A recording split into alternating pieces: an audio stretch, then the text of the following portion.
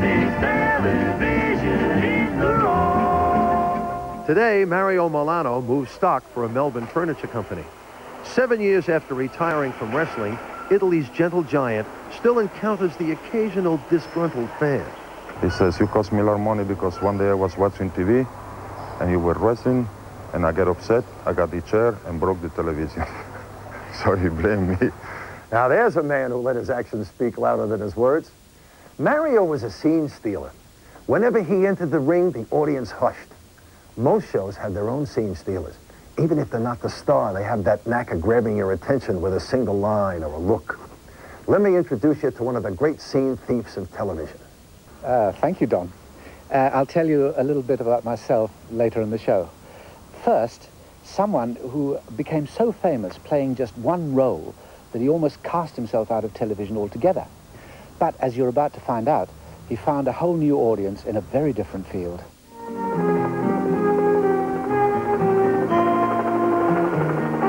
When MASH was made from a movie into a TV series, the producers came up with an entirely new cast for every character but one.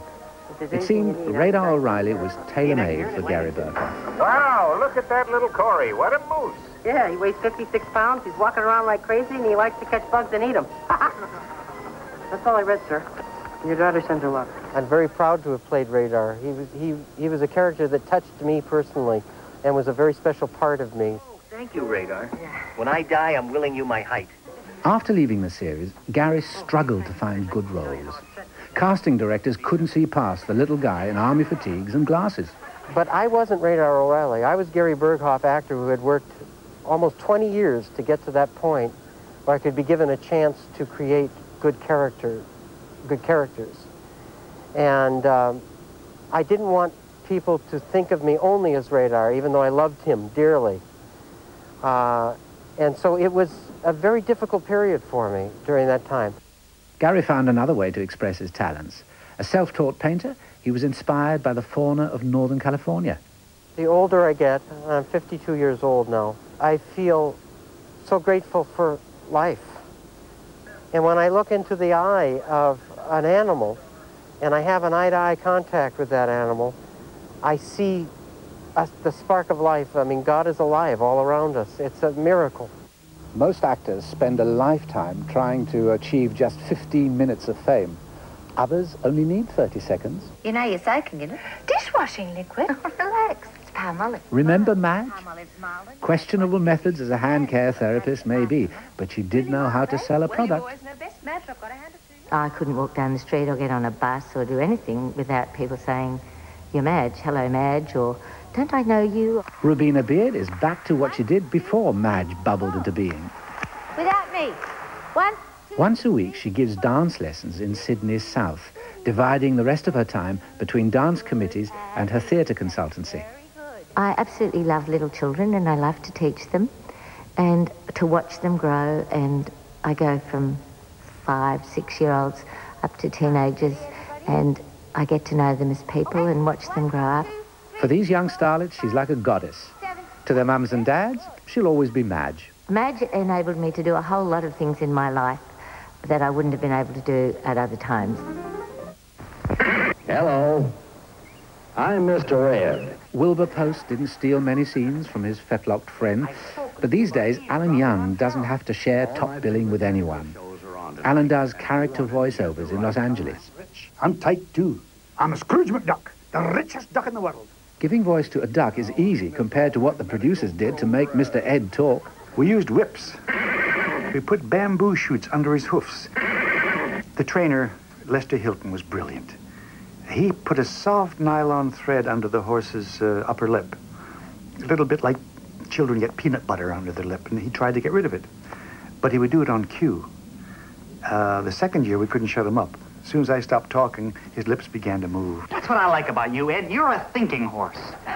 And I don't even smoke. The rest, as they say, is history, which Alan Young has just recorded in his autobiography. I tell a lot of stories on Ed. Some might be kind of spicy. He worked nude, you know. Dare I say that straight from the horse's mouth? Here's something you may not know. Mr. Ed was originally financed by George Burns. It was at first called Mr. Ed and Wilbur Pope, but they decided to change the Pope to Post because they didn't want to offend the Vatican. It's a true story. Hogan, airplane engines don't have a habit of walking away by themselves. Hogan's Heroes was full of scene stealers, including the very flappable Colonel Klink. Now, where exactly was the engine when it got mislaid? Where was it? Where any engine is supposed to be, right here in the plane, that's where... At its peak, Hogan's Heroes was seen in 45 countries, and Germany wasn't one of them. But it is being played there now, somebody tells me. I think they've finally gotten wise to the idea that they could laugh about themselves a little bit too, you know. That's very hard for Germans to do. They tend to be a little square, if you know what I mean. And Werner Klemperer should know. Born in Germany, he migrated to the United States before World War II. When Hogan's Heroes finished, Werner worked on the stage for many years and behind the scenes for Actors Equity. Today he works in Equity's New York office. Now there's another string to the Klemperer bow. I narrate with major and minor symphony orchestras all over the United States, and that's a whole field all of its own, and it's very fascinating. Before the Second World War came the Great War, a perfect backdrop to a drama about the English class system.